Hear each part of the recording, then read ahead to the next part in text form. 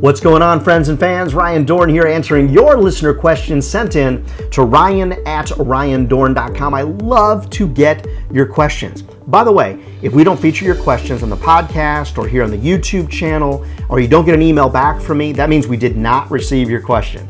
So send it again. Make sure you're sending it to ryan@ryandorn.com. Subscribe to the channel and like everything and comment down below, okay? All right, here we go. All right, next listener question comes in from Robby in Atlanta.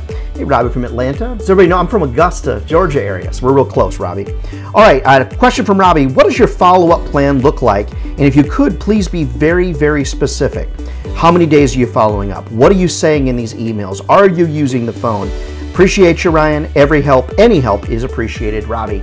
So, Robby, my follow-up plan follows that principal rules of 3 that I preach all the time. So I do 3 words on my subject line, 3 sentences in an email. I always do 3 pricing options, as we've mentioned in other videos. And then I also follow up every 3 business days. So let me be really clear on that.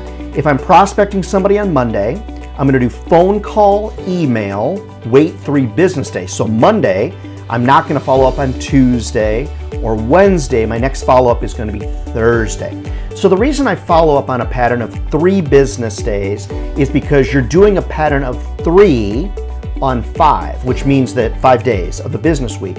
So you're not going to come back to that person on the same day for about 5 different weeks. And more than likely, you're going to need 5 different outreaches over the course of 5 different weeks, every 3 business days. The other thing is, I just try to make it really simple, as well. Everything follows the rule of 3s in nature, so why wouldn't it apply to the sales? All right, so in specific of the follow-up, this is so different than everybody else. So I hope you really will appreciate this, Robby. I don't mention what I'm following up about. I know down below in the comments, people are going to beat me up about that. It's okay. Grant Cardone said it best. You're nobody unless you have at least 10 haters and been sued a couple times, right? So mad shout out to Grant, because that always makes me laugh when I think about that. He said that in one of his shows.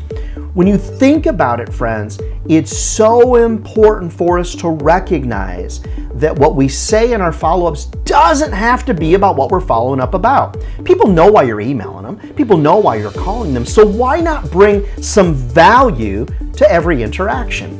So instead of saying checking in, I don't know why I'm doing air quotes, but checking in on you, I'll say, how can I help? I won't even mention why I'm following up. The subject line might be next steps together. The body of the email might be, hi Bonnie, hi Bob, hi Julie, whatever it is. How can I be of help to you? What's a good next step together? I don't have to say about that proposal, following up about that plan. I don't have to mention that. How can I be of help? What's good next steps together? Do you need anything else from me? That's a really common follow-up that I use, Robby, and everybody, is I'll write an email that just says, how can I help? What else can I give you? The subject line might be any more questions. Body of the email could be, hey, what are you, in terms of questions, do you have any for me? Is there anything I can get to you or give to you to help you with your decision?